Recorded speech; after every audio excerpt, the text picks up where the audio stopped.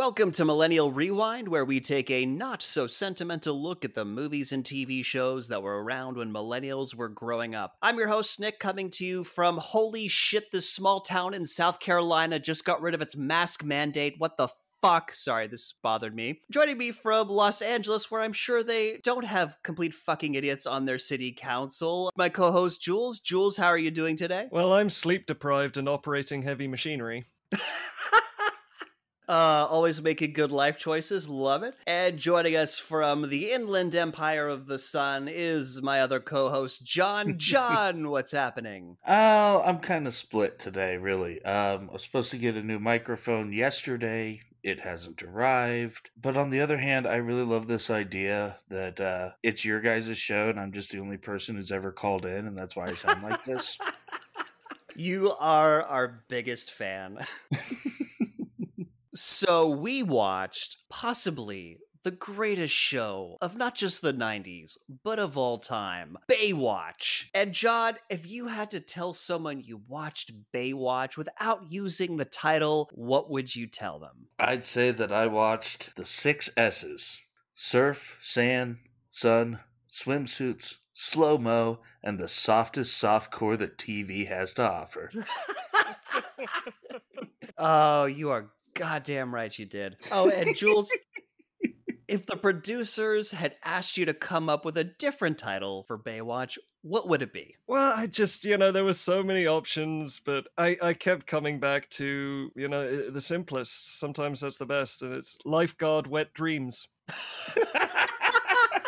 Because that's what the show is. It's every single episode. I'm just picturing some lifeguard going into a bar in Hollywood, talking to a producer and telling him all these stories, and the producer buying into it in some way.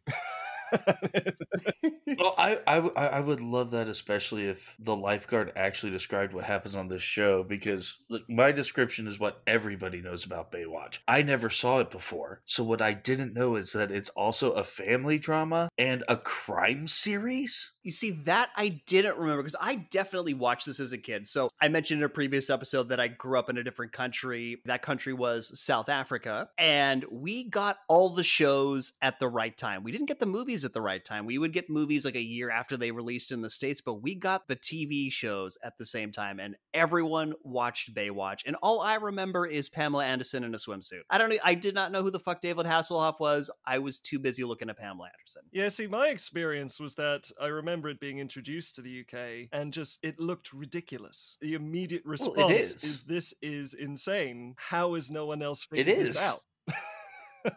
Normal people do not look this way. This is the opposite of reality, and it's painful. And there's also more than 2 minutes of sunlight on any given day. Like, how the fuck is that even possible from a UK perspective?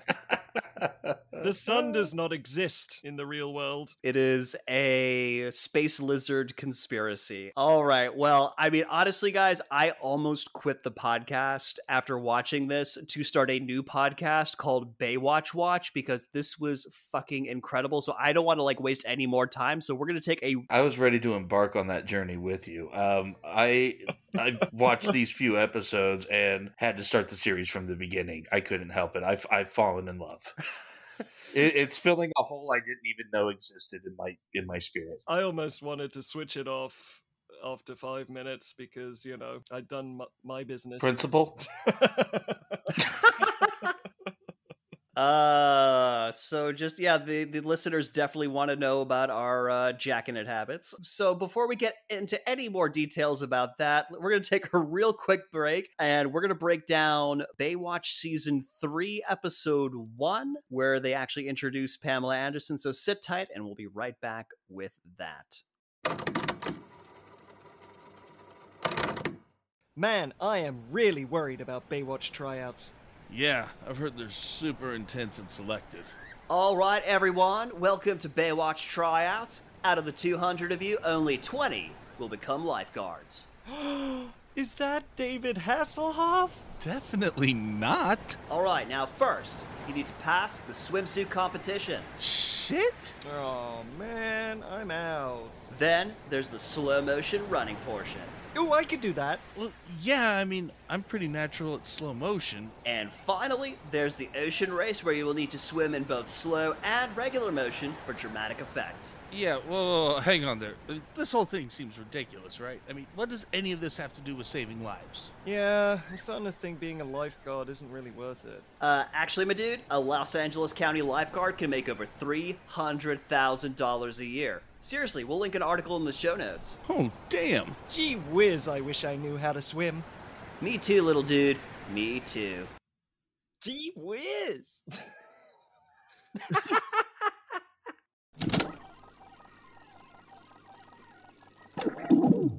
All right, and we're back to talk about Baywatch Season 3. As we were saying before the break, the reason why we picked Season 3 is because this is the season where Pamela Anderson gets introduced, and let's be honest, the show is Pamela Anderson and David Hasselhoff, so talking about the show without her, kind of pointless. At least that's what we kind of decided around here. And so we're going to start with the two-parter that she was introduced in called River of No Return, because you know what screams a Baywatch episode?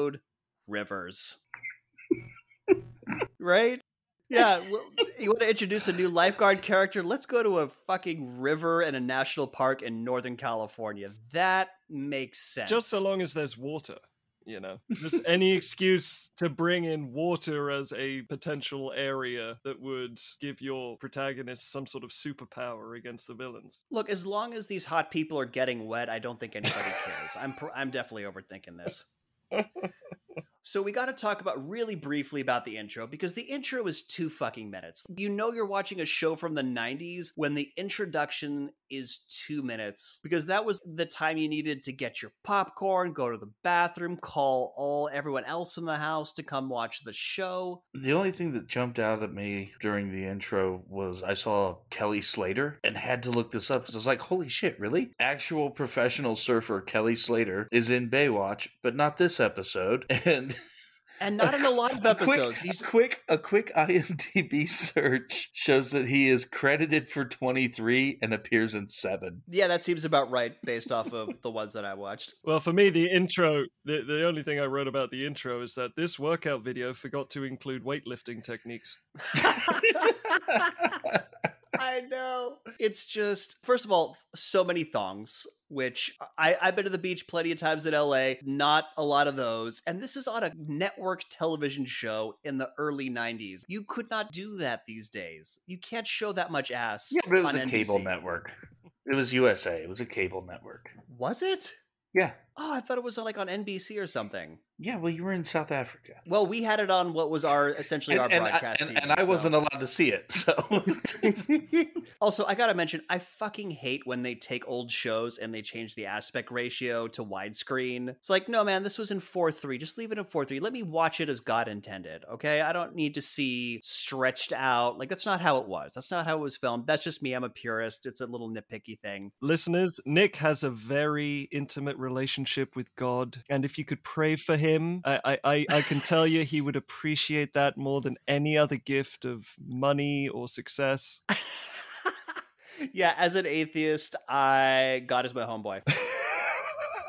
So back to this intro. So most of this intro, it's basically just people running on the beach. It's every single character running on the beach, including Hasselhoff's kid. The kid who plays his kid gets to like do his own little running thing, and he clearly knows it's bullshit because he's some scrawny kid. He's just fucking loving it. And there's helicopters and boats, and it starts with Hasselhoff in the boat in his formal lifeguard uniform, but then when it cuts away and they add more characters to his boat, they're all of a sudden in their lifeguard. Yeah, for uniform, me, like the really weirdness weird was detail. the fact that, you know, I always felt like the Hoff became more likable in more recent times, you know, and that's only from a short cameo in Dodgeball and his song on his album, which is called Get Into My Car. Listen to it if you have a chance. It is absolutely ridiculous. And somehow he became likable, but now that I've watched these episodes, he's so much more hateable again. I don't know why. Somehow in these 2 episodes, I went from I like the Hoff to I really don't like this guy. That's really interesting to me because you're half German. I know. So half of me, I guess that works well because I'm half of me wants to destroy him, half of me wants to be him. Yeah, I think you've solved it, John. So the one last little detail I want to bring, when you see David House, because he gets the first running down the beach shot, and he looks directly into the camera and steals your fucking soul. He looks like he's about to jump out of the screen and beat you to death with that red lifeguard floaty thing. He just looked like he was about to fucking kill you. It was the weirdest facial expression. His smile is creepy in this show. Yet captivating. You're a bit hypnotized by it. Right? Like his incisors show a little too much. All right, so let's start The River of No Return, Part 1. And also, by the way, they give you the titles of the shows. They give you a nice little title at the beginning of each one, which is a nice touch. You don't have to go on IMDb every time to get the show title. And we open up on a river, and I'm just thinking, yeah, you know what this beach lifeguard show is missing? River kayaking. That's what was missing from this softcore beach porn. It opens with a kayak chase. I mean, if you haven't been sold yet, this is it. This is the moment. Yeah, we have that opening, which we discussed in great length for some reason. And then it cuts to my note is old-timey prospector is kayaking away from his would-be murderers, the Deliverance duo. I also wrote that! The Deliverance guys! They are the Deliverance guys! Yes! Okay, we all need to get out of each other's heads because yes, the fucking hillbillies from Deliverance are in this fucking episode. That was the very first thing I thought of, and then I just started calling them the Deliverance duo for the rest of my notes. I call them the Deliverance guys. Yeah. I call them the Deliverance dudes, so I have them as DD. Great, we're all on the same page here. Great minds, podcast alike. On we go. So they're hunting this guy with a fucking crossbow. And we find out later that they have guns. So I'm sorry, what? It's just a casual crossbow.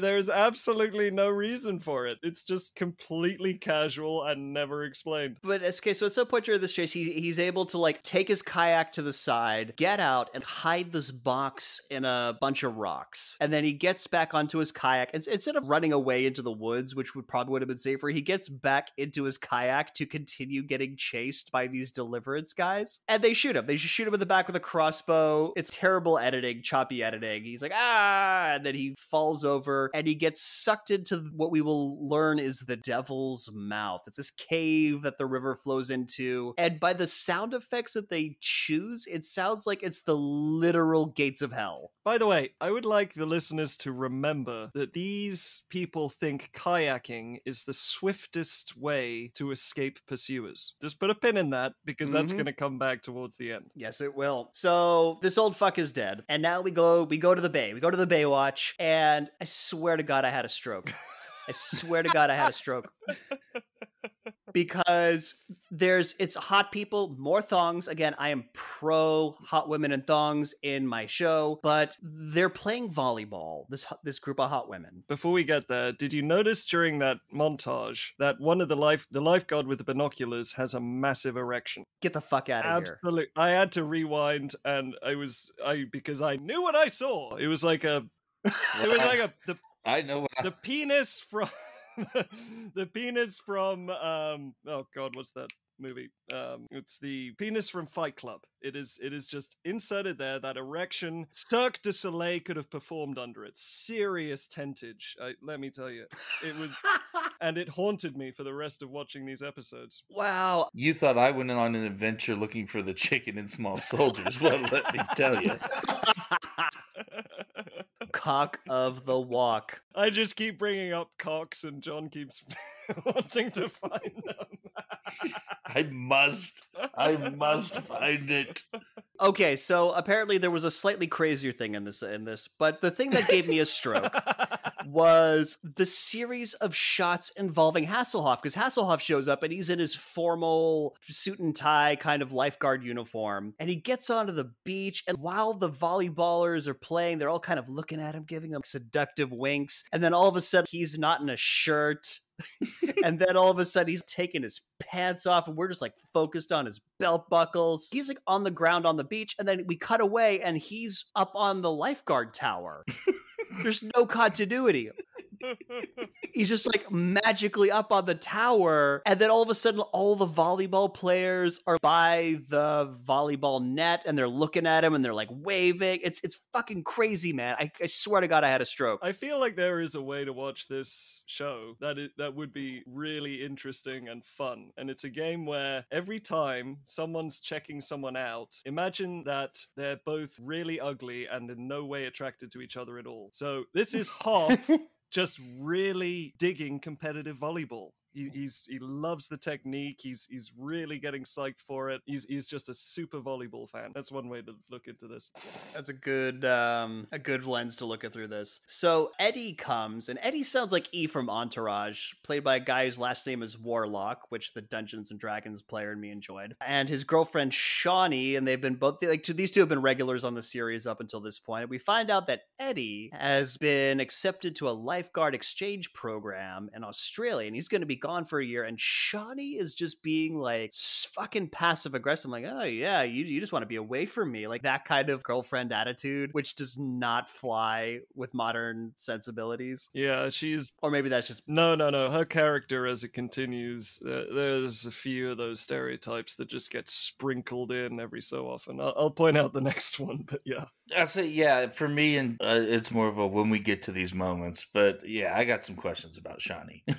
So they drive away, and then jellyfish attack. All the hotties, volleyball players. That's literally what my note is. Jellyfish attack. With the next jellyfish attack.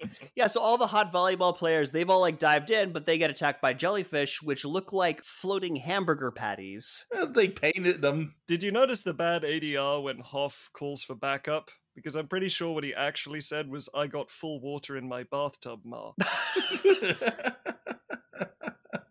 Oh, I think a bad lip reading of Baywatch is definitely in order. So, two of the women have been attacked by jellyfish. Both of them have got jellyfish on their shoulders, by the way. That is the only place. It's weird that they both got attacked on the same body part. Different shoulders, but that was weird. And Hoff just magically grabs them and throws them away. Like, you know. I know, what the fuck? He just grabs jellyfish. Apparently he is immune to jellyfish. Hoff has magical powers. If the tendrils don't get you, that's where the barbs are. He grabs the top part. Mm-hmm. I don't know. It was weird. But then like Shawnee and Eddie come back, which is like... Yeah, that's great TV because they drive back to help him because when he makes the call. So it's like, oh, so you had them drive away and then you had them drive back. That's great. That's great TV momentum. I don't know. I thought it was weird. And now we're in Beverly Hills 90210. At least I felt like I was in a completely different show because now we're in a high school swimming pool and we meet this guy called Brody, who's one of the star swimmers of this high school, and his coach is giving him shit because him and his buddy, who are clearly the best swimmers, are making bets with each other about who's going to win each individual race. Yeah, it doesn't really matter. With the show and the camera technique, they always include the bodies. I mean, they really, when they decide they were going to make this show, they said, faces get too much screen time. What we need to do is overcompensate in completely the other direction and show more body flesh than actual faces. I mean, there were some toned ass bodies in this sequence. Like, let's be honest. These are some jack dudes here. But the coach is like, yeah, you need to like watch yourself because we're getting the best East Coast swimmer named Bobby Quinn, and they're gonna beat you. And he's like, Bobby Quinn, whatever. Yeah, this scene is basically lifeguard tryouts are coming up. Are they going to take place or not? And there's this East Coast person who's like, oh man, but they're East Coast. We could totally outswim them. Like, that's it. He's such a bad actor. Oh my god, he's so bad. The way he delivers his lines, it's not like somebody's standing off camera with a cue card. It feels like somebody's literally saying his lines to him and he's just repeating them back. This is not the only place. I mean, they don't have the best of lines to work with, but my god, there is a scene later on which, you know, is delivered in the most dull way possible. It's, yeah, again, getting ahead of myself. You'll have to point it out because I feel like that's most of it. So basically there's a rival named Quinn coming, and this Brody dude better watch out. Then we meet a pair of legs outside of the swimming.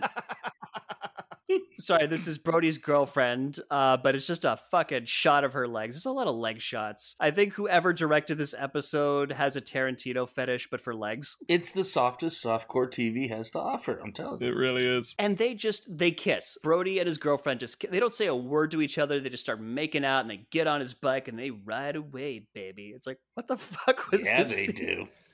Yeah, I'm starting to think that attractive people are the worst. You're just starting to think that. I mean, I had my theories, but this show is And really all the confirming times you've talked to me about like what a great person I am. Thanks a lot, asshole. John is a man who knows his worth. Well, now I'm coming to understand it. So much love, John. So much love. And so, because again, we're getting introduced to a lot of new characters in this episode. A mom and her daughter are driving into Malibu, and they got a trailer on their back, and they're in a convertible. And the daughter is super excited, won't sit the fuck down. Yeah, they're in a convertible towing a trailer? I'm firmly under the belief that if you stand up in a convertible while it's moving, you deserve to die.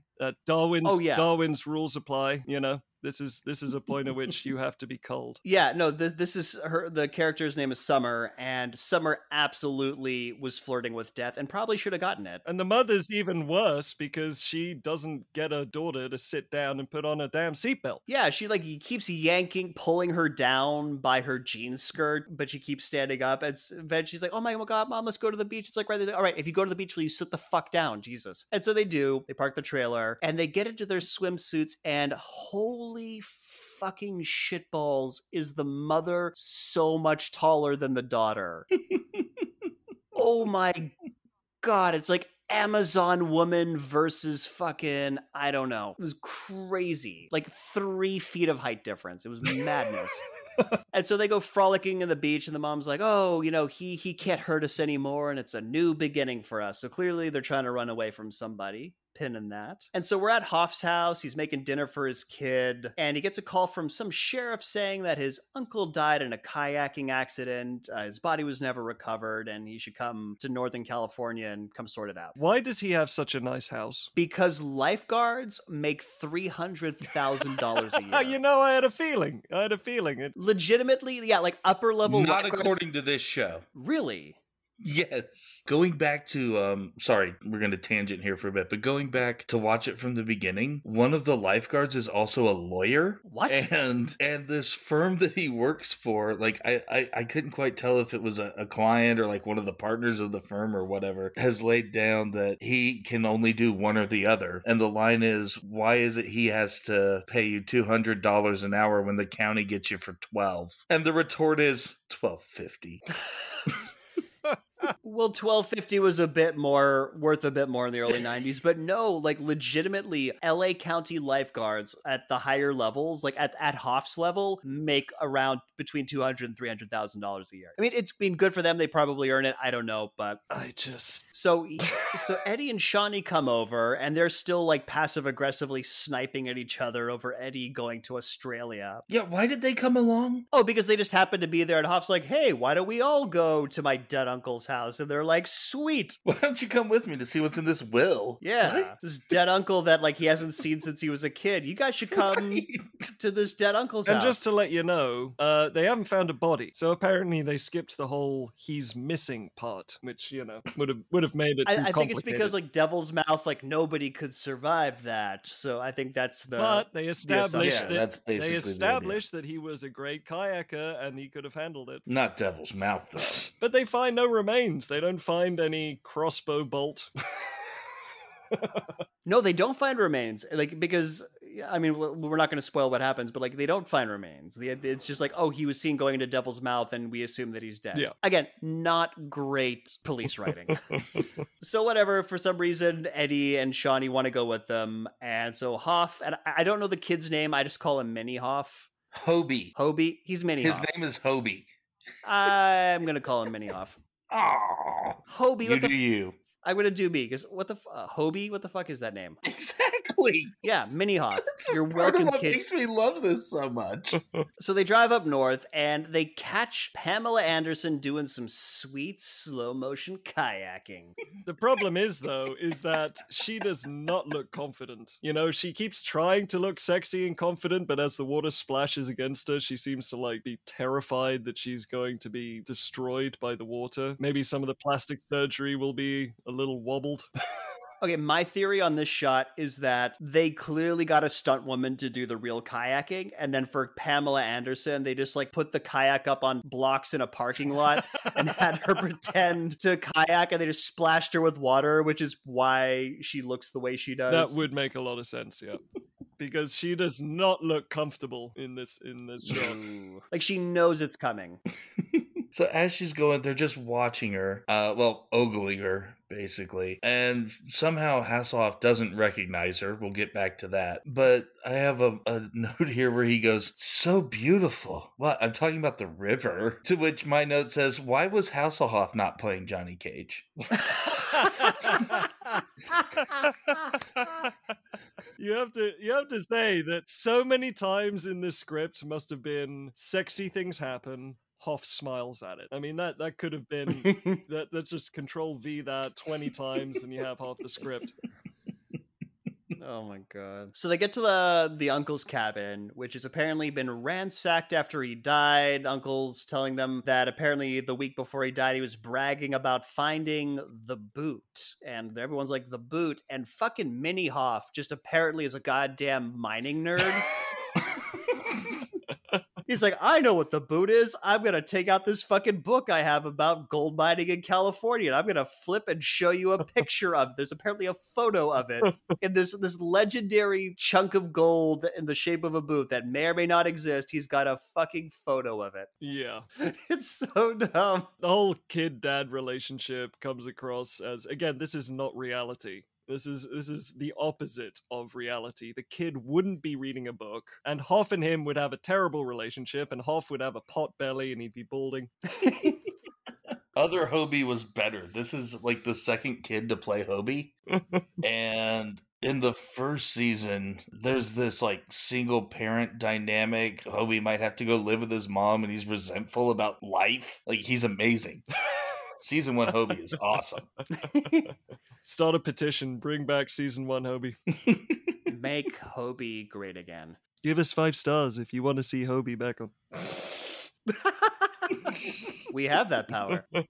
And this is another nuts part about this scene. So while the sheriff and like them, they're all like looking through the cabin, the fucking Deliverance dudes are somehow in a nearby river at the end of the road just watching what's going on.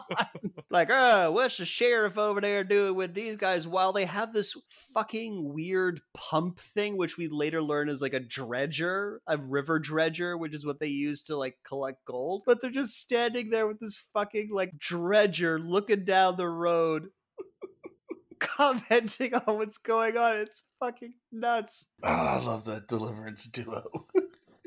They get better. They get even better. They are the best. Oh god, we get to certain moments and we are going to cheer about these two. Oh, we are. Oh, yeah. At the end of this episode, there's my favorite moment. We'll get there. Well, let's get there, yeah. I want these two as action figures and I want them on my wall. Lonnie and Drew. Oh, you bothered to learn their names. I actually did because I love them. So the sheriff gives Hoff a letter from his uncle telling him that he gets everything, but also telling him that he's stashed something in their secret spot. And Hoff's like, what the fuck? Like, I haven't hung out with this guy when I was a kid. I don't know what the hell he's talking about. Like, I don't know where the secret spot is. Hoff's memory is a great feature of this episode, by the way. Yeah. It's the one character they forgot to cast.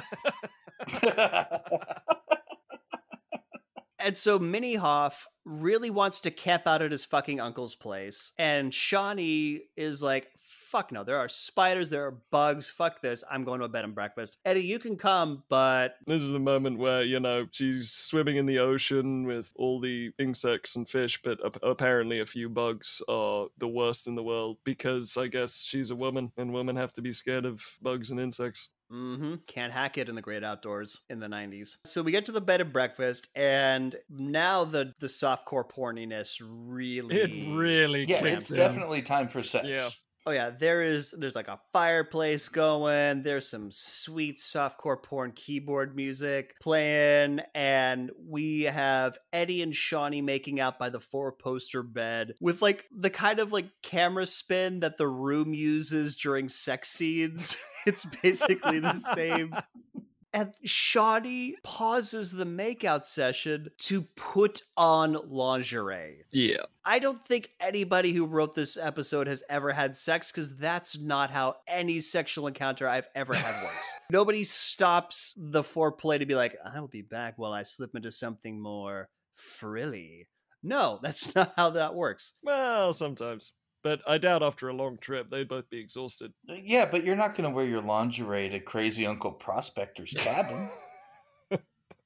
Yeah, why does she even have it in the first place? Like, well, I've dated some girls who... No, I have not. Okay, but anyway, getting back to it, she doesn't put it on. no, because she gets psyched out by conveniently placed breastfeeding picture in the bathroom. That's super on the nose for the rest of the episode. And then she's just kind of standing there like she might be pregnant, and then walks out and gives him this whole speech about how this can't last between us. He's like, it's only a year and you got to be in this for the long haul. And he's just like, where the fuck did this come from? We were just about to have sex and you came out with more clothes on. But did either of you guys notice that the back and forth between her and the painting happened a ridiculous number of times? Yeah, I mean, there's no such thing as subtlety. You couldn't... There's no such thing as subtlety. They really got to make sure you understand what's happening. They really thought that their audience had gone up, left the room, made, I don't know, made a well, they soft thought the wooden sex chair was happening, out of wood. So you got to go make your popcorn, you know. Got to cover your kids' eyes. But also, like, when she comes out of the bathroom, this is my favorite. He has lit 40 candles. Like, somehow in the 4 minutes she's been in the bathroom, he has lit 40 candles. And she comes out and immediately starts, like, puffing them out individually, like 20 candles, while he's, like, asking her what's going. She is hate snuffing these candles. It was ridiculous. So back at the campsite, Hoff and Minnie Hoff are cooking marshmallows outside by a tent. And Hoff tells some long, boring story about, like, panning for gold with his uncle, and who gives a fuck. See, I feel like this conversation should have happened at the house. And that's why Hobie has a book about gold panning and all of these, like, legendary treasures. You're giving this way more thought than the writers of this show. Clearly. Because, He accurately remembers the story, and yet his brain at no point recognized that secret spot. Nope, doesn't know where it is. I swear, he was reading his memory from a script. So he tells Minnie Hoff that they'll go on a river trip tomorrow and they'll find the spot and it'll be fun. But the Deliverance fucking dudes are chilling in the bushes listening because yes, they are. like 10 feet away. Like 10 feet away. Yes. How could they not hear these guys breathing?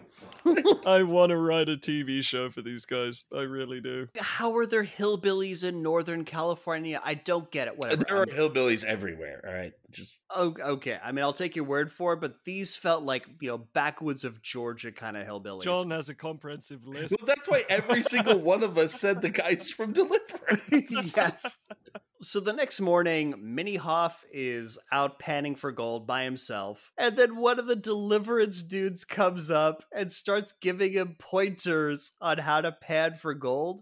This one is like baseball cap. Yeah, there's baseball cap, and then there's redneck Thor. Yes, redneck Thor. So this is baseball cap Deliverance dude. And I wrote in my notes in all caps, stranger danger, Minnie Hoff. Like, yes, holy this is not shit. a creepy scene at all. Hoff is not a good dad in this episode or the next. No, we're about to get there because so he like first of all, this kid isn't like, hey dude, who the fuck are you? Why are you going up to random children in the river giving panning lessons? All we were taught in the early 90s was don't talk to strangers, don't talk to strangers, don't talk to strangers. And apparently we had to include don't talk to strangers when panning for gold in the rivers of Northern California, because apparently you don't think it fucking applies here. Anyways. I understand why he was talking to the kid, but why the kid talks to him is the I know! Because he needed information about what Hoff was doing because they've got a devious plan. All I'm going to say, season 1, Hobie would have pulled a knife. Now I gotta watch season 1. So Hoff, like Big Hoff, comes up and Deliverance dude disappears like Batman from the animated series. Like, yes! Hobie's like, oh, I was just getting some lessons on panning. He's like, lessons from who? And they turn around and it's like, where'd he go? And they were leg deep in the lake. There was no way you could stealth your way out of this. No, you could not. These guys have such awesome powers, which we'll get to. Later on. Yes. And Hoff isn't like alarmed that strangers are coming up to his child in the middle of nowhere in the river. He's like, oh, cool. Do you want to get breakfast? Like, what the fuck? Dad! The magical cold panning fairy's back. So back in the beach, Summer, girl who would not sit down in the car, is dropped off for lifeguard tryouts, and she really doesn't think she's gonna make it. And Brody is there, the swimmer dude who doesn't talk to his girlfriend, who's like, yeah, I can't wait for this East Coast like Quinn dude to show up. I'll show him. And then abusive ex-boyfriend from the East Coast that was dating Summer's mom shows up. His name is Jed. How the fuck this guy found her? Like, this guy just either has like a tracking chip on Summer or has a warlock patron who lets him know where his ex-wife girlfriend goes in the country, but he finds her and starts harassing Summer, tries to drag him up, but Brody and his buddies step in and they fight him off because, you know. And I love this line. Baywatch is surprisingly good about consent issues because when she starts struggling with this guy, Brody's line is, do you want me to butt in or out? She's like, in. Yeah, he's not just going to automatically be like, hey, get your hands off her because he doesn't know the situation. That's true. Consent-based white knighting. We do give concessions where they're deserved, so that is a good point. But everything else is terrible in a good way. So back in Northern California, Hoff, Mini Hoff, Eddie, and Shawnee have shown up for their river raft tour, and it turns out that their tour guide is CJ, who Hoff deduces was a lifeguard that he used to work with, and then the best. The best moment that has ever been filmed on any medium or ever will be filmed in any. I don't give a fuck if like hologram porn becomes a thing. This beats that hologram porn. Pamela Anderson playing the saxophone to a river. On a road! And it's so awkwardly shot. Yes! It's so awkwardly shot. She just looks so out of place and awkward. You couldn't God. make it work with 2,000 angles and, the cinematographer from Inception. Because she's not even playing the saxophone by the river, just kind of like sitting down, chilling. She's like standing up and playing it to, like, as if the river was the audience. That is how she is playing this fucking saxophone. Yeah, I'm surprised that she didn't bring a tin can or something for the river to throw tips. Yeah, like little bits of gold from the seabed. That's how she goes panning for gold.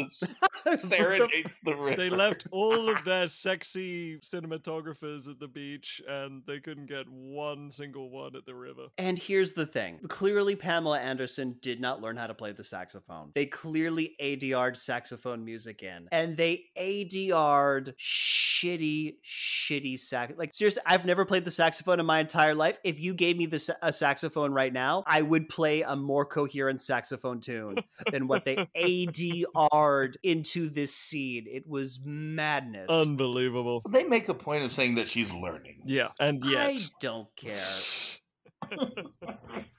And so here's the thing. So Hoff, because like he knows her, he comes up to like say hi, and he kind of scares her, and she turns around, lightly taps him in out of like being startled, and he goes flying into the river. And Hasselhoff gets out and he's like all wet, and he's like, yeah, so how's Larry? And Pamela Anderson says, mention that name again and you're going back in the river. And it's like, dude, he's still in the river. There's no river to go back into. That's a bad line. It's going back to Julian's thing of how they didn't cast his memory.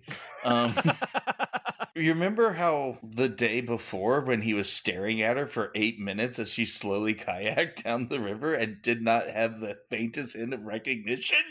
Like, okay, to be fair, she was really far away. He's looking at like this river rafter from the highway. He probably couldn't see who it was. We just got a close up of her because we as the audience needed to see Pamela Anderson. Because we're special like that. Because we're special. So basically everyone is getting ready for the river trip.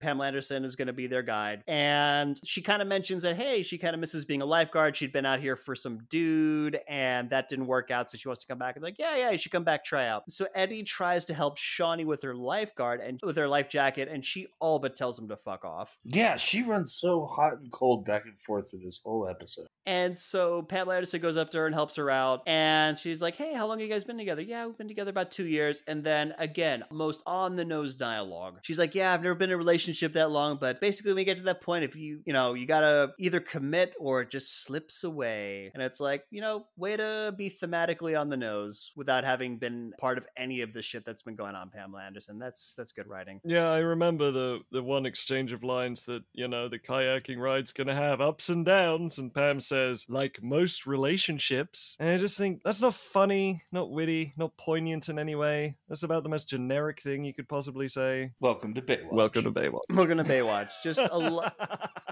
lot of expositing. This show definitely comes from the tell, don't show school of screenwriting.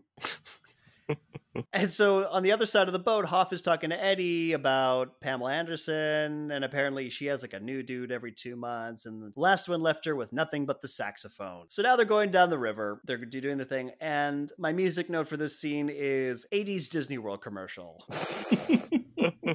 That is what I saw there. It actually looked like one too. They always had those water rafting.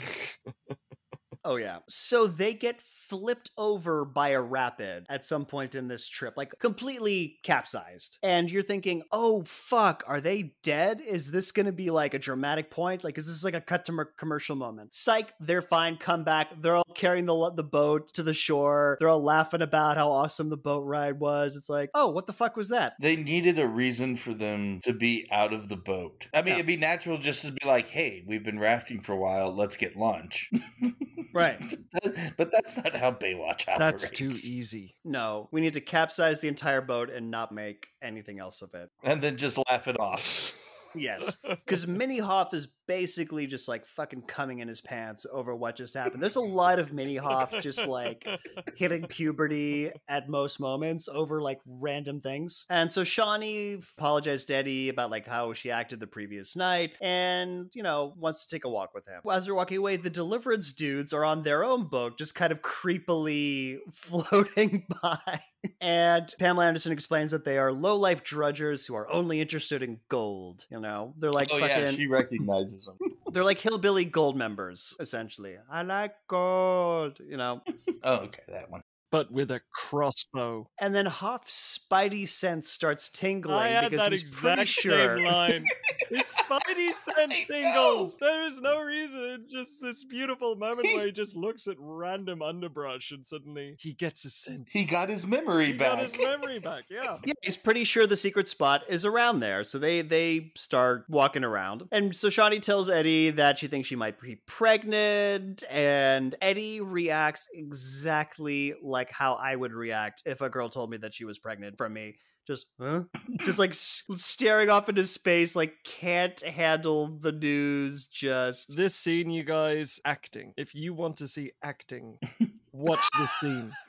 Because honestly, you could replace it with I lost my flip-flop and it still would have worked. So, I don't know. Okay. I'm going to go back, I guess. I want to come back to this scene much later, but stick a pin in the I'm pregnant. Oh, yes. Oh, okay. I think I know what you're talking about. We'll get there. So Huff's spidey senses continue to lead him to the spot where the old dude who got killed in the first scene hid the box. They find it, and it's a clue to like where this boot gold nugget is. And this clue, guys, I mean, national treasure, eat your heart out. This is a fantastic clue. Oh, I had an opposite. I'm like, this is the dumbest fucking thing I've ever heard. Yes, crazy uncle would always have trouble remembering things unless it was set to a song. So stupid. Just like right where the fuck it is. Map, X marks the spot. Here's the fuck. It's so stupid. Like they basically just wanted this kid to sing "Oh My Darling Clementine" because the clue lyrics are set to "Oh My Darling Clementine." But they treat it as if knowing that tune is part of deciphering the clues. And it's not at all. Exactly. The clues are really cryptic if you don't know the river. Like you'd have to have lived on the river and known it for, several years. But the song has nothing to do with it, and yet it's the perfect choice. And Hoff keeps asking... what's that song about? Hoff keeps asking his son to sing it back for no reason. Yeah, that's my point. They treat it as if being able to sing the song is going to help you understand, and then it fucking doesn't. But that said, even though there's no reason for the song to be there, Clementine is the perfect fucking song for this episode. It is because if you what's it about? Yeah, it's about a gold miner's daughter back in the 1840s getting swept away and drowning in a river. Yes. Oh, I didn't actually know that. His greatest treasure falls in the river and is lost forever. The chorus is literally, "You are gone and lost forever. Dreadful sorry, Clementine." See, you actually learn stuff from this podcast, even me. And so now we have this sense of foreboding, because who in our group could Clementine be? We've got danger on the river already. So, well, no, Uncle's the old prospector. Okay. Well, anyways, who's the valued treasure? Is it our young girl Shawnee? Is it literally treasure? Is it, well, no, it's not going to be Hobie. Let's face it. It's not going to be Hobie, but all I know is that Minnie Hoff singing the fucking tune got real old real fast. Oh, no. I enjoyed every single moment. I could not get enough of him. Like, it was annoying the first time. Trying to remember how the tune, like, he's trying to remember how the tune goes every time he starts singing. God. It made my life. This has made my life. So basically they first need to figure out, there's a lyric in there about a lollipop, and Pamela Anderson's like, oh, there's a tree that kind of looks like a lollipop. We call it the lollipop tree because we're really fucking imaginative here in Northern California river area. Hey, Southern California has a very industrious city called City of Industry. All right. There are some hard city limits where creativity goes. I found it quite incredible that they were in such beautiful scenery and somehow did not manage to get a single good shot of the scenery. I mean, it was... Every shot looked absolutely terrible, like you were in someone's awful back garden that they left to nature for like 20 years. I have some notes about part 2 and like that ties into that. We'll get there, but oh my god. So Shawnee is gonna go back because like if she's pregnant, she shouldn't be rafting, but like, hey lady, you thought you were pregnant last night before you started rafting. Why did you go anyways? She's gonna go back. Pamela Anderson's like, I phoned my buddy back at the river rafting thing. They're gonna come pick you up here. Here's a giant fucking cell phone from 1992. So they leave down the river without her, and we get more leg shots of her sitting by the river. Here we go. And now it's like spooky atmosphere. Get ready. Including spooky... A little too quiet. A little too quiet. Like spooky tree shake. There's like she like looks up and there's like a spooky tree shake.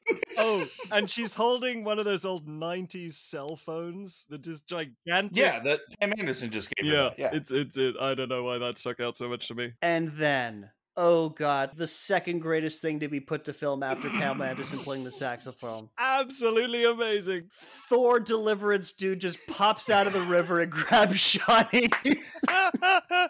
He is laying underneath her. There is some noise that distracts her, thankfully, because he is laying in water that is just deep enough for him to be under it. And he's literally emerges from underneath. It's crystal clear. She was looking down at her feet. She would have been able to see him. Yes. This is not a muddy river. You can see him. You can see the pebbles under him. Like, I mean, he must have been there just sort of blubbering bubbles, waiting for her, and she was just staring directly at him. I mean, it was the most unbelievable. It's like, where is she going to pop out from? And when he popped out from below, I just, literally right next I almost texted everyone I know and said that they had to watch this scene because it was unbelievable. As we will learn later, he is not the only one with that superpower. No, he's not the only one, but he is absolutely a gravy seal in this sequence. It is magical. And so, he's captured Shawnee. Major cliffhanger to be continued. So that is the end of that episode. We're going to take a short break and we will come back and discuss part 2 of this two-parter. Will Shawnee get away? Will she become Clementine? All right, we'll be right back with part 2 on Millennial Rewind. Well, alls I'm saying is the crossbow could come in handy. Okay, how exactly? Considering we both got these here rifles. Well, say one of them rifles falls into the river and gets broke. Okay, if that happens. But if we go over the rapids and need to shoot the guy, we use a rifle. Right. Okay, well now, why did you pause there? I didn't pause there. Okay, there, you see? You did it again. Did I? Okay, you're trying to confuse me, aren't you? Tell me you'll use the rifle if we go over the rapids and we need to shoot the fella. I'll use the rifle if... Hey, sirs, this is a children's playground. If you don't have kids, you'll need to leave. I have one of them inner childs. Yeah, back off, fella. We got the swings. I like to teeter-totter.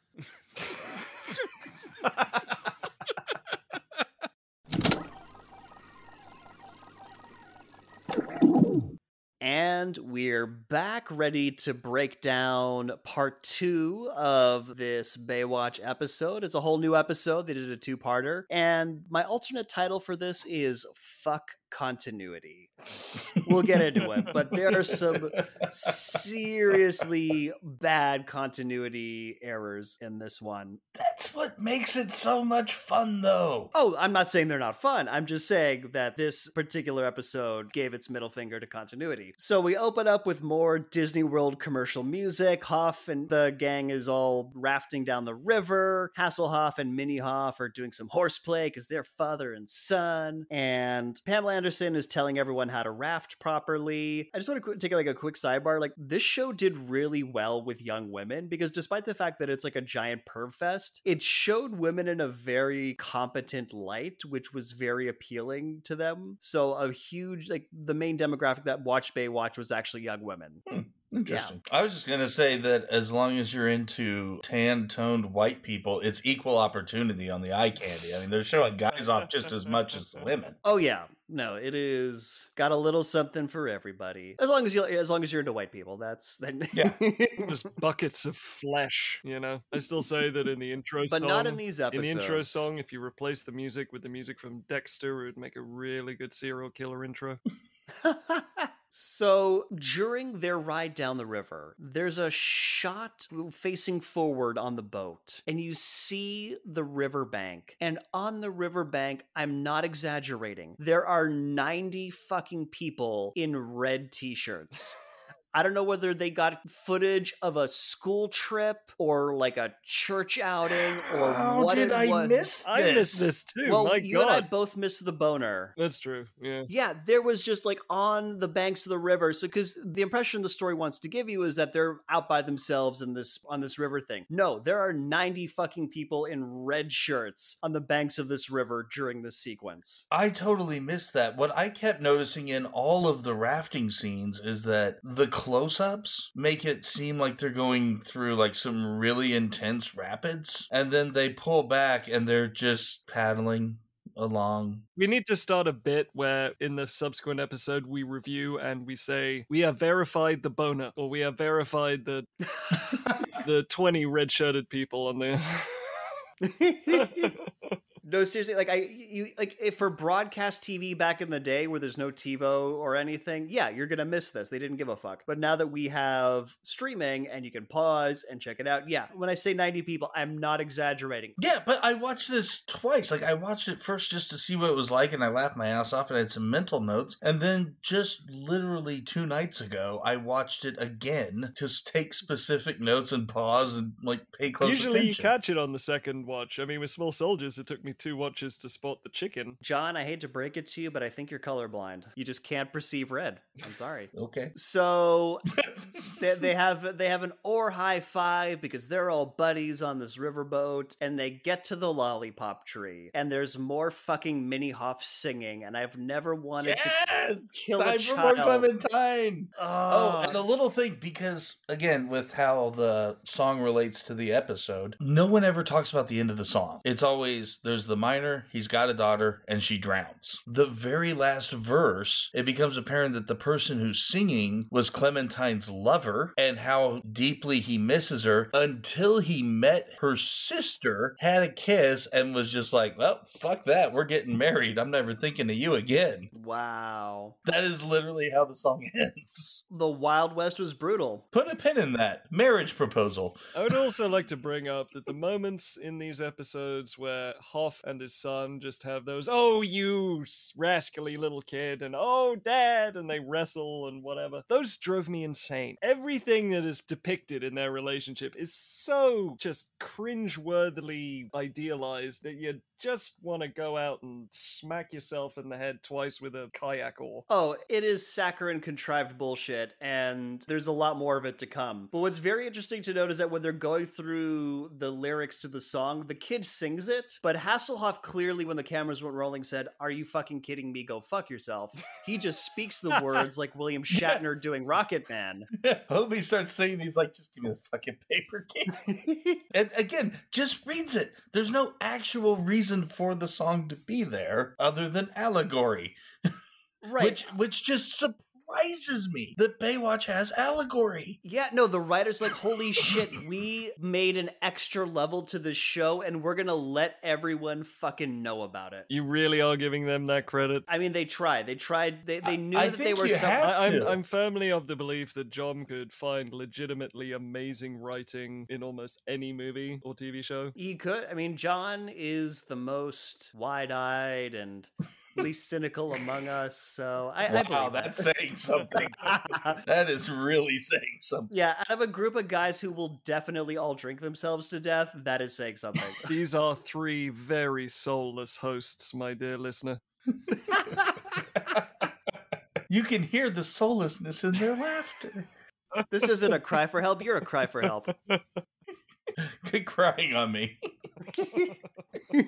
So bang, the Deliverance dudes start Deliverance shooting. duo returns with their rifles, With their rifles. And they have some epic, stormtrooper technique. It's really quite beautiful. They're so bad at shooting. Oh my god. This is a rifle under 500 yards. You should be able to hit them. I mean, that must be why he used the crossbow. At this point, all they're going for is to scare them and, hey, give us that map. Right. The Deliverance duo's not out for blood yet. Yeah, so despite getting shot at, they managed to maneuver this whole sequence. Raft behind a rock that's in the center of the river, and they show them that they've got Shawnee, and there's a whole back and forth about who's gonna bring the leather thing with the clues. They're like, make the boy do it. No, we're not gonna do it. You do it. No, you do it. I'll do it. Okay, fuck it, I'll do it. So eventually, Pamela Anderson, they have a huddle. They come up with a plan, and Pamela Anderson comes out and she's gonna bring the leather clue. I just have a question. Why does Warlock believe that Hoff can get his girlfriend out of this situation? Does Hoff have his character, John, you'd know this, you've watched more of the series. Does he have experience with hostage negotiation? I would believe that by this point he has. I've seen him do murder investigations. I've seen him out forensics the police on a abandoned what's that, windsurfer thing? Yeah, windsurfing rig. Oh my god! Because he just, as soon as Hoff says we'll get her out of this, he's just like, oh, okay. Apparently you can do everything magic. I've only watched 3 or 4 episodes of the first season, so by the time we get to season 3, he's definitely got some hostage experience. I absolutely believe it. Luckily, he doesn't try to employ any of those skills here, If though. we have any lifeguards listeners, could you please let us know how many times you've been in a hostage situation? Because that's important. How many times have you had to be a Navy SEAL while being a lifeguard? This is what I want to know, because this is some Navy SEAL levels. According of to shit. this show, it's daily. And how many wet dreams have been exactly like this? I also want to know that. Thankfully, no. He's not. He doesn't employ any hostage negotiation skills. He uses river ninja skills. This is true. Right, because basically what Pamela Anderson's doing with the raft is she is blocking Eddie and Hasselhoff. So Hasselhoff like swims behind the boat and like breaks off, and he goes like the bottom of the cliff where Shawnee is being held hostage by Fat Thor, and he starts scaling a sheer cliff face. Nobody hears him, by the way. He is just on silent mode. And rocks absolutely are not slippery when you've just climbed out of a river. No, not at all. This is the way the world works. He's is got that perfect grip. The Hoff has magical powers. We've Again, river ninja. He's immune to jellyfish. He can full-on Navy SEAL underwater and rock climb right out of it in complete stealth silence. Oh, and also he's like clearly like psychic because he just somehow deduces that these are the guys that ransacked his uncle's house. He just happens to drop that in the middle of the whole scheming thing, and it's like maybe Spidey sense works in wonderful ways. Yeah, His only weakness is that memory. I That is know. his kryptonite, remembering things that were clearly easy to remember. So a whole bunch of shit happens here. I don't know what happens in what order, but so Hoff scales the sheer cliff, manages to sneak up on Fat Thor, gets him to drop his gun in the water, and like starts fighting him. And in the middle of the fighting, Shawnee falls into the river. Well, she gets pushed. Oh yeah, she gets pushed. Almost as casually as CJ threw Hoff in the river. Thor just kind of like almost like he's catching a door to keep it open. Like that amount of push. It is a gentle is what he uses. And she goes falling into the river. There was a very long, intense safety brief for this stunt. Where he's like, no, Fat Thor, that's too hard. I swear to God, we will get a stunt double for this. You need to do it softer. I think you're being harsh. I don't think he's Fat Thor. I think he's just Redneck Thor. No, he's just Redneck Thor. He's a large gentleman. I don't think he was that Let's large. just say that. He is not lean. Well, no, but all right, agree to disagree. So anyway, while that's happening. So while that's happening, Eddie has like popped out of the water. Yes. This is the moment I meant where Thor is not the only one with that superpower, because the baseball hat redneck is on land. He is not standing in the water, and it gently comes up. Like there was a bit of a gap where they kidnapped Shawnee, like a 1 foot drop or something like that. No, this is you walk down into the water, and he somehow is able to spring up out of the river directly in front of this guy. Yeah. He's like a river snake just like popping out. Like it was madness. Yeah, this is not ankle deep water. Like this is like the sole of your foot deep water, and he somehow manages to surprise baseball. According to Baywatch, as soon as you go into the water, you are invisible. This is how science works. This is true. I'm pretty sure that's also like Metal Gear Solid logic, but well, also according to Baywatch, when you get to the beach episodes, you can swim in the ocean with your eyes open and see perfectly. Of course. So, a bunch of shit happens. They rescue Shawnee. They all end up back on the boat, fleeing down the river. Deliverance dudes are shooting at them again, and they hit the boat and put a hole in it. And again, terrible shot. Like, you should have, he could have killed them all. Yeah, there's serious stormtrooper aim here. So, back in Malibu. Oh, God, we gotta go back to the B plot. Which has nothing to do with the A plot, by the way. Just completely Yeah, it's just gotta be new characters that are gonna pay off later in the season. That's all it is. We have a high school drama in the middle of our softcore porn. It's weird. So Summer is super embarrassed. Like we're at the trailer. Summer is super embarrassed that her mom has taken a job as a cocktail waitress because the kids at school might see her. A singing cocktail waitress, but it's totally not a sleazy place. This is actually where the show shows this is what they actual reality kicks in. Is the woman going to Hollywood with hopes of being a great singer ends up taking the shitty job as a cocktail waitress. That is the point of reality in this thing. In a trailer. You gotta break in there somehow. Even the writers of the show realized at a certain point, this is getting a little out of hand. We gotta show something that actually happens to real people. I mean, I don't don't know, that green tartan skirt that she wears, that is definitely a sleazy bar. Because like she's got her uniform on that she's supposed to wear at this place. And again, you just can't help but notice that she is so much fucking taller than her daughter. Just ridiculous amounts taller than her daughter. And again, Jed, the creepy ex-boyfriend, shows up because his warlock patron fucking told him where they were. Like, there's no rhyme or reason for him to show up. He just happens to know where they are. Yeah, with Rugrats, we were talking all about the Star Wars references. Now we're stuck in D&D world, by the way. Yeah, that is another hobby we have, so nerd alert for the rest of this show, for all the other episodes we will do, because we will reference D&D. So back on the river, Eddie proposes to Shawnee, and she's like, actually, I wasn't pregnant, I was just late, and she basically implies that everything that just happened gave her period. Yeah, okay, this is where I was saying I was going to come back to this much later when she was like, I'm pregnant. So did she know she wasn't pregnant then and she's testing him to see how committed he is to this relationship? Was her period like go into effect when she hit the water after Thor pushed her? Like, yeah. How does she know she was late and when did she get this information? Because the answer to that dramatically changes how I feel about this character. Okay, no, she thought she was late, and she's saying stuff started happening after all the excitement. So basically what she's implying is getting kidnapped started her period. Yeah, to me, I couldn't actually register any... I wasn't sure, I couldn't though. register any of this because I was too distracted by the fact that after such a, incredible fight that these guys had, not one of them had a single bruise. Yeah, you need to watch more Baywatch. Yeah. Yeah. There was barely any markings after the jellyfish stings earlier. It's true, yeah. The jellyfish, there was at least a mark, but, the Hoff and Redneck Thor full-on go at it, and Hoff is just pristine. Actually, again, season 1, but it impressed me. A girl falls off a pier, lifeguard rescues her, but, like the waves are crashing around, and he gets slammed. His back gets slammed into one of those, pillars under the pier that has barnacles and shit on it. And honestly, the next several times you see him, he has a scratched up bloody back. I was very impressed. They actually did it? Wow.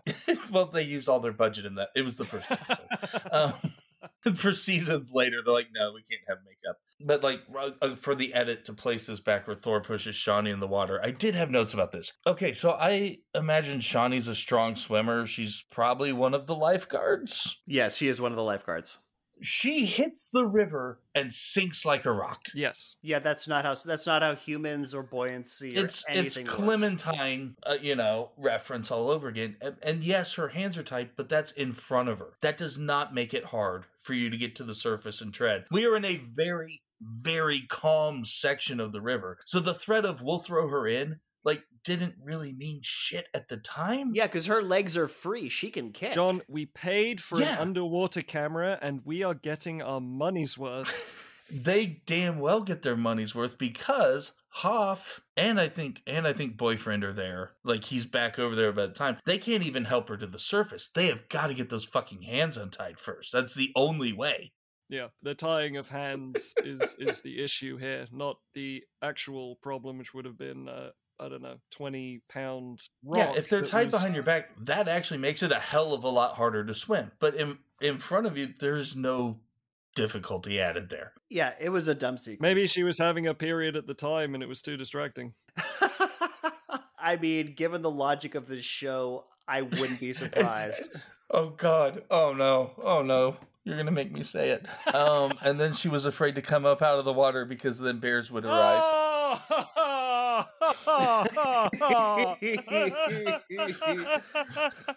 I mean, the way she's talking during the proposal scene. Word. Sorry, the bear issue. John just said that. I want everyone to take a moment and just let it sink in. Okay, but here's the thing. The implication is that is still going on during this proposal, so this proposal is in danger of being attacked by bears.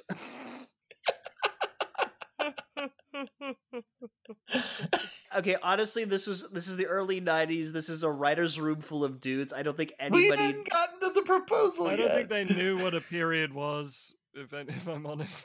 Yeah, they clearly don't know how periods work. The implication is she is having one and was probably having one in the water. But Eddie doesn't care about that or the fact that, like, she's not pregnant. He wants to marry her anyway. And he gives her a ring made out of grass that he's made out of reeds. And it's like an aw moment.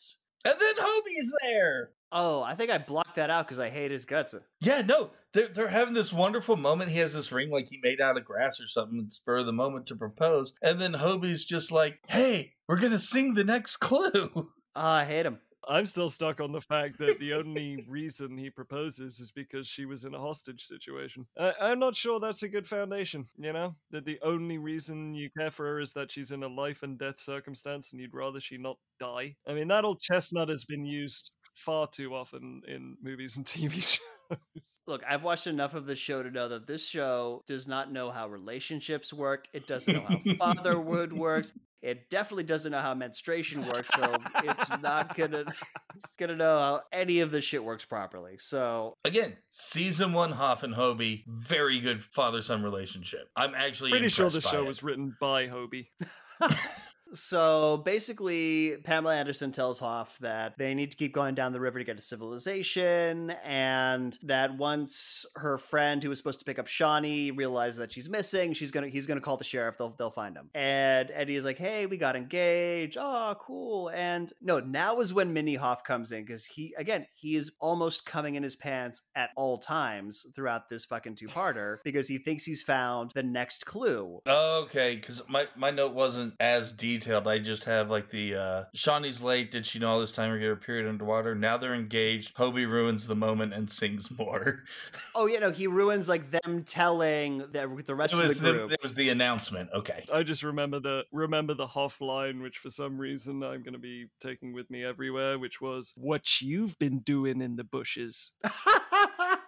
Yes, Jesus. he did say that. I don't know why, but that line is now my favorite line ever. Oh my god. My note here is I seriously need Minnie Hoff to stop singing because he keeps going. I also wanted to point out that Hoff abandons his son right after a hostage situation. Like he just lets him run away.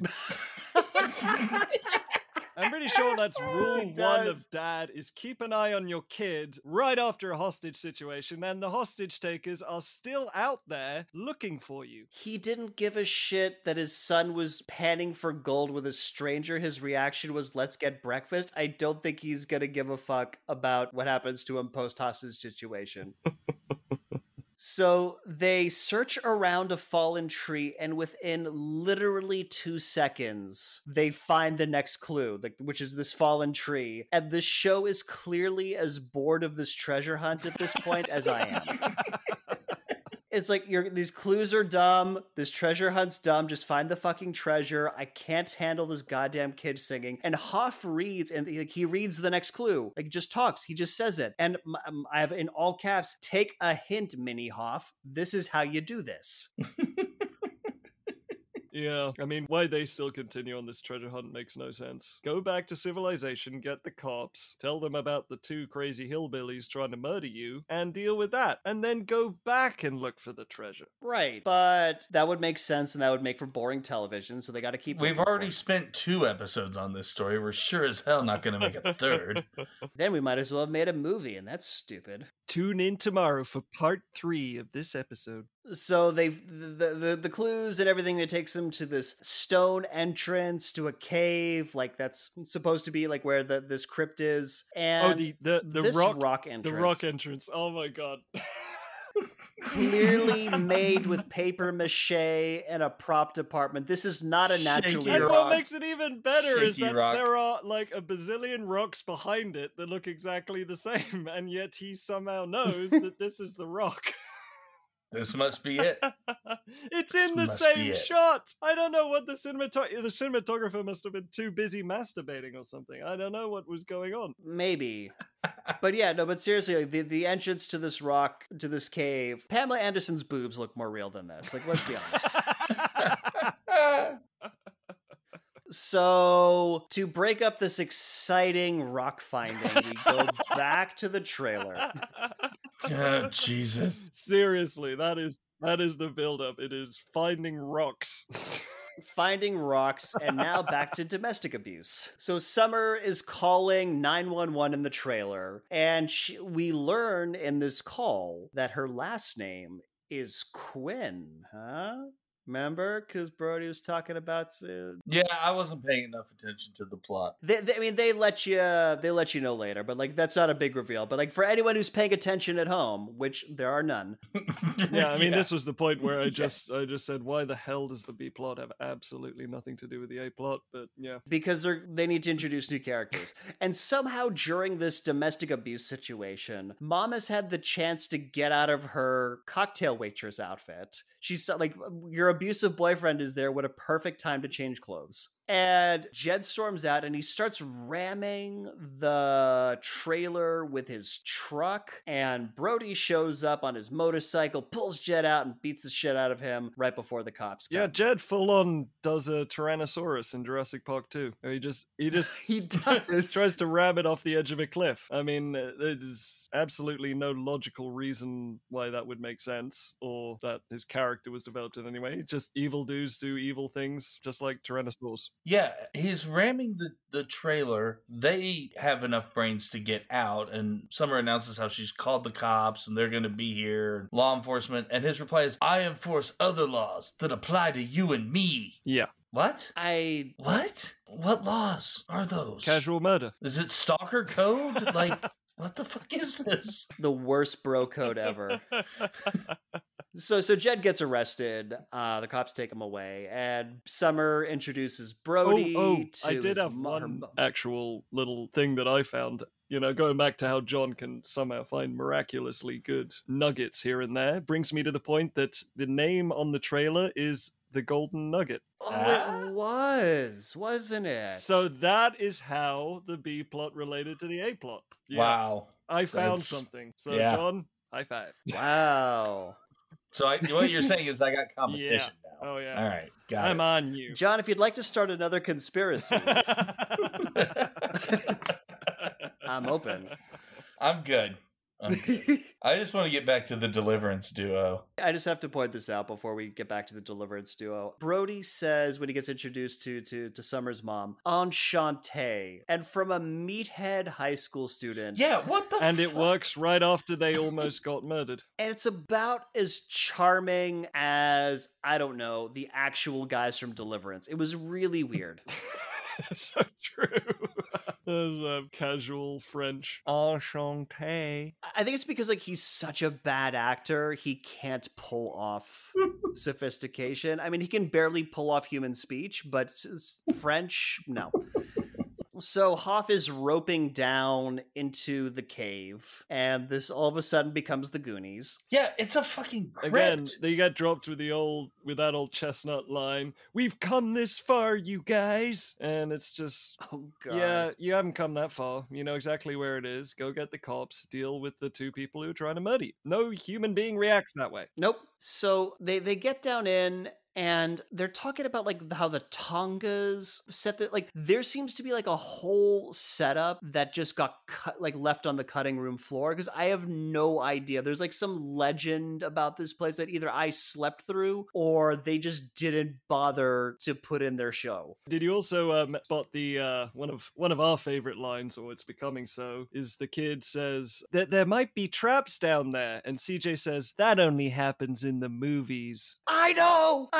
This is like, you know, haha, we're a TV show, but we're gonna pretend that we are the real world. I think we need to come up with an award for every TV show and movie that uses that line. I think we need to come up with some kind of an award. Yeah, because right now Rugrats has got it, and Baywatch has got it, and like the Golden Douche or something. The Golden Douche. So hold on, we have rappelling down into a tomb with worries about there being traps and looking for this great, valuable artifact. My note here is Baywatch is a better Indiana Jones story than Kingdom of the Crystal Skull. Yes, it fucking is. Accurate statement. Yes, it is. Even with the no context for why there's a crypt here, like, who the fuck are the Tongas? You did not... Unless I'm wrong here. Unless somebody, like, noticed something. They talk about the Tongas that, like, as if they had set this up. Like, there's a Buddha statue down there. Like, why the fuck is there a Buddha statue in this crypt? Why there's a casual skull on top of it? Because America's a melting pot of different cultures and beliefs, Nick. I need to go check my privilege real quick. I still wonder why there's such a casual skull on top of the on top of the coffin. Yeah, there's a casual skull on top because he's going to open up the coffin that it's placed on, and there's a full skeleton inside. So what the fuck's the point of So that? it somehow got dismembered, and then the person who dismembered it decided, I'm just going to leave that right there, you know? Yeah, just on it just top. really brings the crypt together, you know? It's just... For the feng shui of this place of death, just fucking... Tomb feng shui, that's it. The energy was really stifled until the skull was placed just so. Oh, and then, so Hoff, I don't know whether it's now or whether it's, like, in just a moment, but, like, at some point during this sequence, he lights a kerosene lamp that's... still works after 150 years. Still better than Kingdom Still of the better Crystal than Skull. Kingdom of the Crystal Skull, but they just said this is what you have to have. You have to have the lantern moment, but somehow they crammed it all into like one sort of sack rock at the bottom of the place. So they said you got to have the lantern as opposed to any other method. Yeah, it's so dumb. It's really dumb. But yeah, so like even with the non-explained backstory to like why this crypt is here, yeah, better than movie than The Kingdom of the Crystal Skull. So he opens up the crypt and he finds The boot. Did he find a golden nugget, or did he find spray painted tinfoil wrapped around styrofoam? But it's real. It's really heavy. It's like 50 or 60 pounds. It looks like a crowbar they wrapped in plastic wrap. They had no prop budget on this episode. Seriously, they spent it on This episode. I mean, they splurged on the fucking river rafting equipment. That's where the budget went. So they pull up the boot on the rope. It's pulled up really awkwardly as well. I just so wanted it to like. Well, because it's so I know. Because it's solid And gold. Huff stares at it like it's aura, but it just still looks like a crowbar wrapped in plastic wrap. And then again, because, I mean, I think they moonlight as ninjas or maybe, like, who the fuck knows?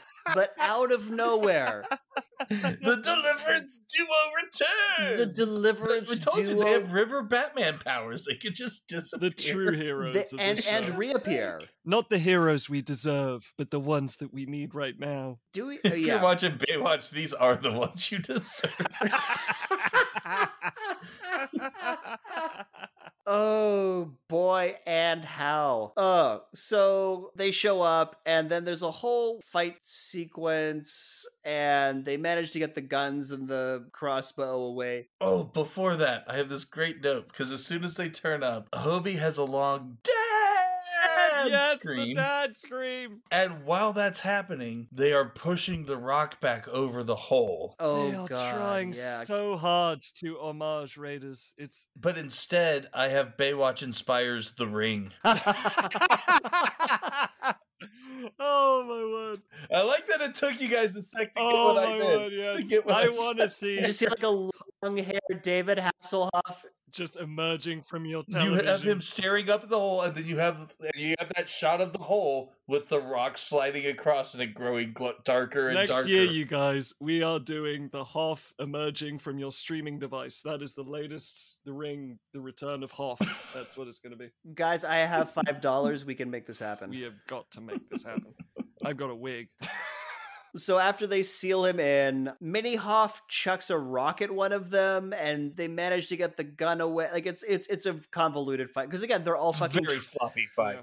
Yeah, Very they're sloppy. again, if you're a lifeguard, you are just a trained special forces fighter, and they get they get like CJ, Pamela Anderson, and Eddie. Like they manage to get the guns and shit away from them, and then the sheriff shows up magic, and the sheriff takes the rifle. It's like, all right, I got it. And plot twist: the sheriff is collaborating with the Deliverance dudes. Dun, Oh dun, boy! Duh! That's right, Sheriff Double Cross. So yeah, so the sheriff is gonna take the boot. And he's going to escape on a kayak.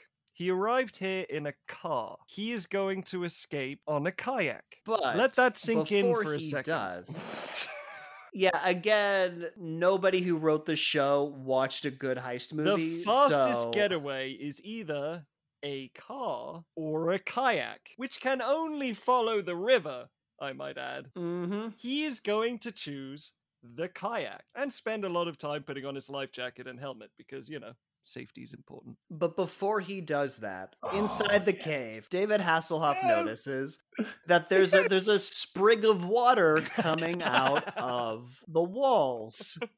And he deduces that if he whacks at it with a pickaxe, he can flood the cave and swim out to the river. And he does that. Aquaman powers activate.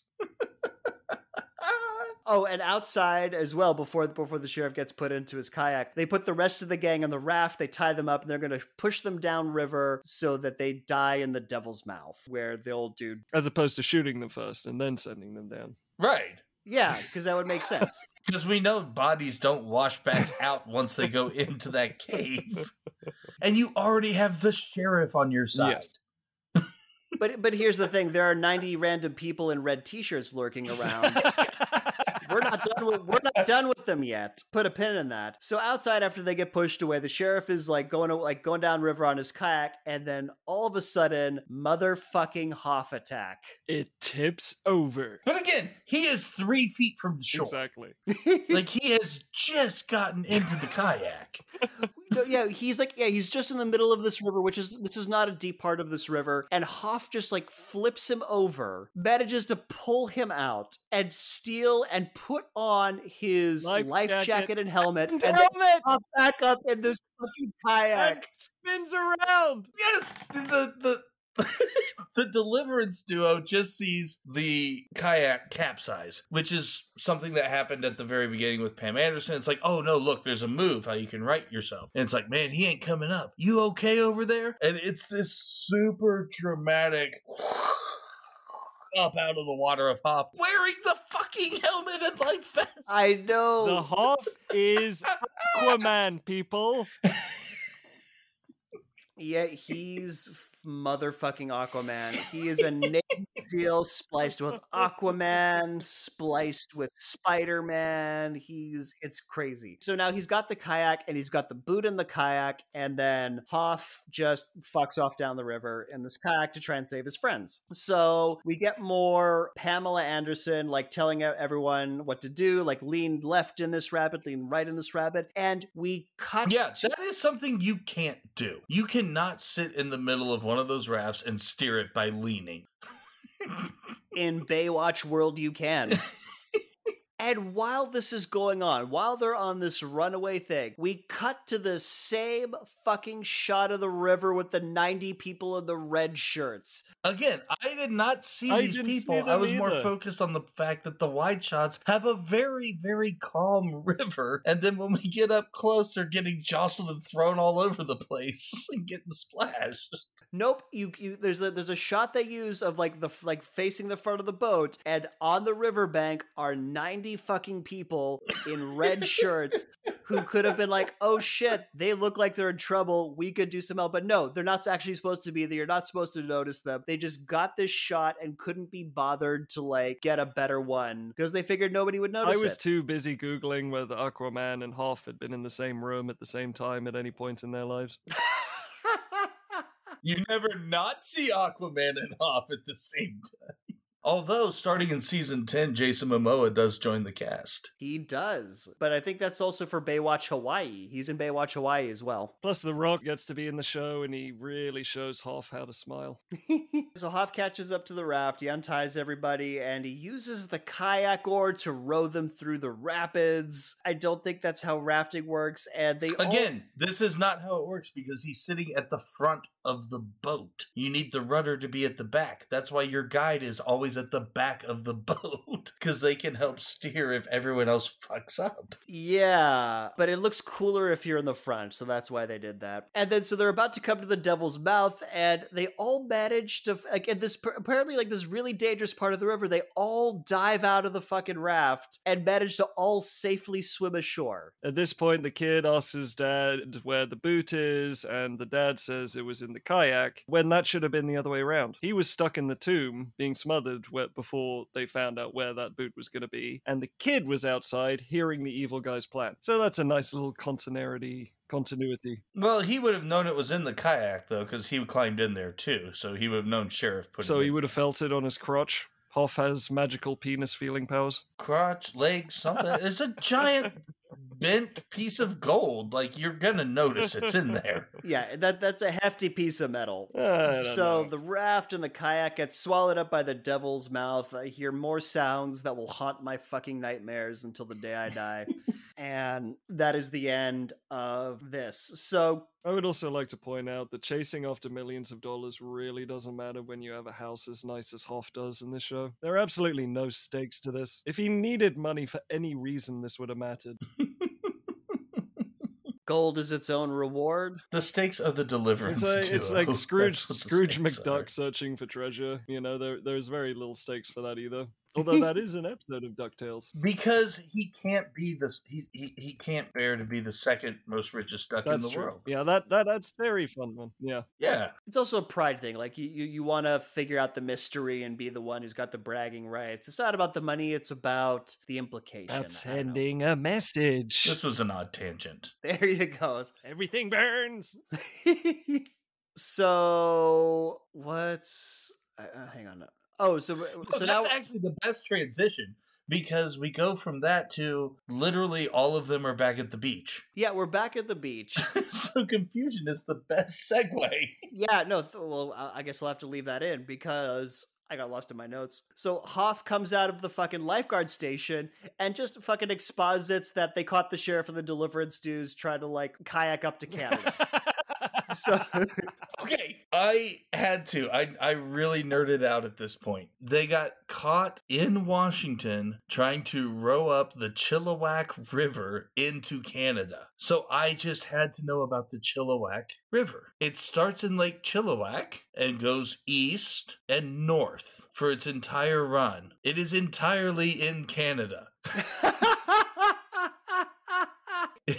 There's a mountain Lake Chilliwack in British Columbia, and the river flows from that to a much larger one. Unless I'm reading it wrong, and the river flows into the mountains. You know, I don't know, but it's but just still the entirety of the river that they're trying to escape into Canada on is in Canada. Yeah, I got something this TV show episode can whack right here. Now we're getting ready for the swim test for the new lifeguards who want to be, you know. And so Summer's there, this Brody dude is there, and all of a sudden Brody like hears from his buddy, "Hey, I heard this Quinn dude is number 10. Look out for it." And Brody sees that Summer has number 10, and what? You were Quinn this whole time? What? Like just okay. Yeah, I mean, he might as well have made that noise. Yeah, so men's and women's sports aren't a thing in this because the coach was telling the boys team at the high school how there's a new swimmer coming over from the East Coast who's a champ that's going to kick all their asses. Or it's a co-ed swim team and none of the girls at the school dudes. swim. Yeah, okay, yeah. It's like the Yeah. team that's only dudes. Yeah, so no, basically, like, none of the girls at Malibu High want to swim, even though they technically could if they wanted to. They just choose not to. So Okay. that's my theory on this. I also have that the young ones who are trying out are age shaming Pam Anderson. Oh God, yeah. But so they're about to start this water swim, and Pam Anderson like grabs Summer, who she doesn't know. She doesn't know this girl, and just grabs her, and is just like, you know, because everyone's like really psyched to get started. She just understood that this girl is important to the plot somehow. Yes, or just like saw her like as like the only other girl, blonde woman in this race. It's just said, and she says, "Let them trample each other. Pace yourself," implying that all the guys are going to go in there and like swim themselves tired. Mosh you pit. look plot significant. You look like you're gonna be a series regular. I sense backstory with Hoff Spidey sense. Cue crazy long swim montage that alternates between slow-mo and regular speed. Serious flesh. Just so much flesh. Again, what did you think you were watching? And here's the crazy thing. They they do wide shots where they're clearly swimming in the ocean, but for the close-up shots of them swimming, that water is way too fucking flat to be the ocean. They clearly filmed that in a that is a pool. That is a pool, or that is a lake, or that is some placid body of water. They did not film any of those close-ups in the ocean, for damn sure. So, not surprisingly, all the characters that we've been following make the swim. You got to be in the top 20. Where you're given a popsicle stick with Where your you're given number a on it. No, I saw that. Well, all our characters get a popsicle stick, and you get a very awkward hug between Hoff and Pamela Anderson. Yeah, she looks so uncomfortable in that hug. So uncomfortable. Hoff must have broken wind or something right at that moment. Or so. It looked like she was, She didn't know she was getting hugged, and David Hasselhoff insisted on having a hug. And this is going to be 30 years before intimacy coordinators, so that... Yeah, she was not into it, and he was really She was not into prepared. It. He went over to a bunch of his friends and says, "Watch, I'm gonna hug Pam Anderson in this scene," and it somehow ended up in the final release version. Ooh, boy. I kind of forget what happened here. I don't know if I'm talking about the people who were in the swim race or Hoff walking up to her, but my note just says sarcastic panting. Oh, yeah, Pamela Anderson was not winded when she filmed this post-swim scene, yeah, for sure. Sarcastic panting. Oh, yeah, all of them were like lackadaisical, like they come out of the ocean. I mean, that could have been a subtitle of me throughout watching this entire movie, is just sarcastic. They weren't sure if anyone would actually drown in the ocean, so they're like, we got to film the after race before, so everyone just be out of breath. That's probably what happened. So we'd like to follow up this swimming montage with a wedding beach montage. Yes, and clearly I fell asleep the first time because I remember a little bit of the tryouts, and then what the fuck? There's a wedding going on as a song plays, and then we have golden water silhouettes. There's golden water silhouettes, and so we're going between this beach wedding and then like flashbacks of Eddie and Shawnee on the beach in different outfits and different haircuts, and I'm like, again, am I having a fucking stroke, or are they just like flashbacking to other episodes where they did this on the beach? I have no idea. I really like the idea that they're not using old footage, and they actually did have to shoot all of these scenes for this montage. I just completely checked out during this montage. I was in my happy place, dancing with Mickey Mouse.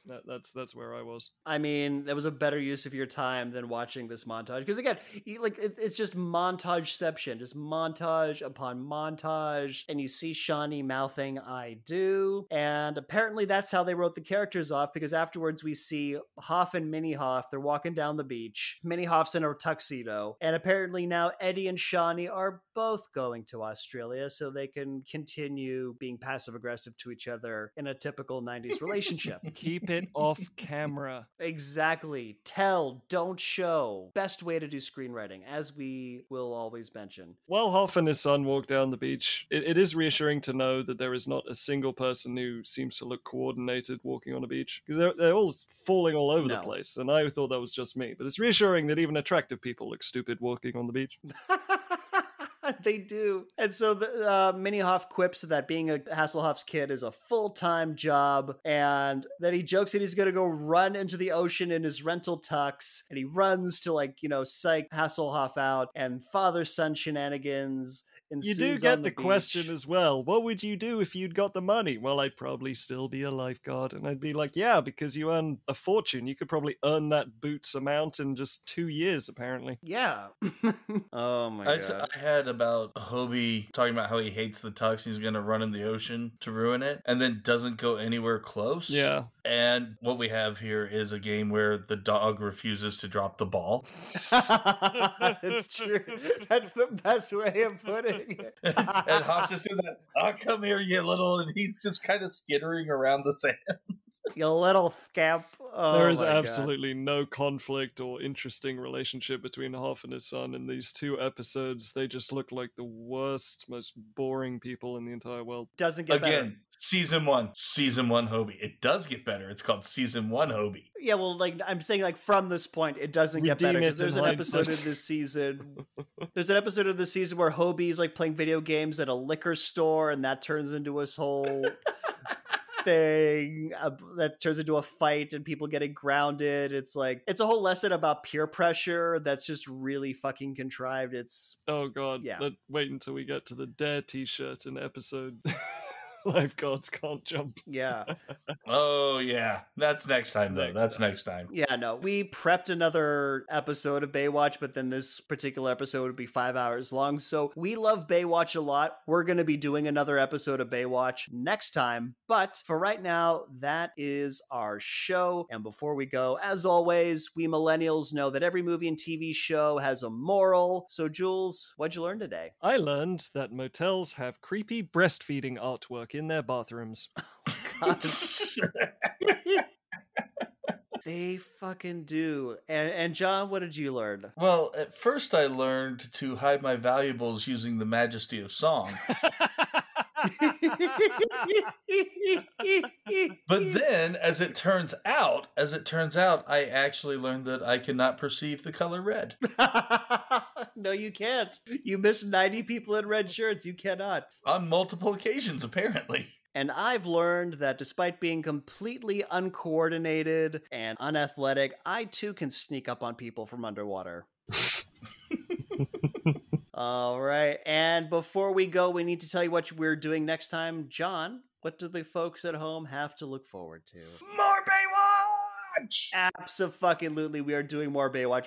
Because, not just because it is so awesome when we were turning this into the Baywatch show, because this was not a typical Baywatch pair of episodes. We did this because it introduced Pam Anderson, a very important character, to the show. We're going to do 2 more typical episodes from season 3 just to give you all the full Baywatch experience. I hope you appreciate what I'm doing for you guys, because that is a lot of white flesh. I mean, that is just I've hit my quota for the next 3 years of seeing white flesh. So racist. Yeah, that's my thing. Yeah, very, very racist, Jules. Jules has been canceled. Jules will be replaced next week. And John, do you have a review for us? Another Baywatch review? No. I mean, fair enough. You just gave one for 2 hours. I looked it up last time. We just did what's probably going to be a 2-hour review. Isn't that enough? I don't get not paid enough for this. I mean, again, fair enough. It's just part of the formula. I had to ask. And I get not paid too much. Yeah, we're going to have to reduce your not salary. And that's The dumbest thing we ever came up with. I'm sorry. and it's probably going to stay on the Yeah, show. probably. And that's our show. If you liked it, please subscribe. If you loved it, please share it with all your friends. And whether you liked it or loved it, we'd appreciate if you gave us a 5-star rating on iTunes to help others find us. Be sure to like our Facebook page, follow us on Twitter. Links to those are going to be in the show notes. Thanks for listening, and we'll see you next time for another episode of Millennial Rewind.